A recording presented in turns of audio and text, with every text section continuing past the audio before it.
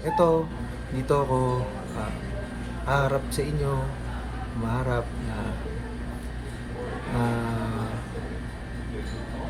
humihingi ng taos-puso na sorry, sobrang sorry. Sa eksklusibong pagharap sa GMA Integrated News, lubos ang pagsisisi ng negosyanteng si Jam Ignacio sa ginawa niya sa kanyang fiancé na DJ at influencer na si Jelly Au. Ayon kay Jam, hindi siya nagtatago. Naghintay lang daw siya ng tamang panahon para magsalita. Nasa NBI na ang inihain na reklamo. Sabi ng DJ, sinutok siya ni Ignacio at sinabunutan habang nasa loob ng sasakyan. Sa simpleng hindi pagkakaunawaan, and siguro may halo na rin sigurong pagod sa paghapon na lakad namin. And kumbaga, tao lang din siguro ako, sir.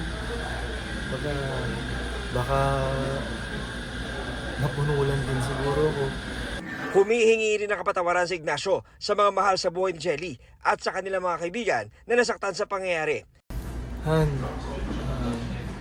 alam mo yan, kung gaano kita kamahal. Sorry sa mga nangyari. Pinapangako ko sa'yo na hindi na maulit to. Sa kabila ng kontrobersya, nais ni Jam na ituloy ang plano nilang kasal.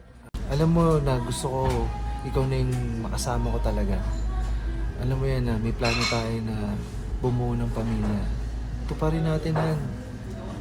Sinisika pa namin makuha ang pahayag ni Jelly Au. Para sa GMA Integrated News, ako si John Consulta, ang inyong saksi. Mga kapuso, maging una sa saksi.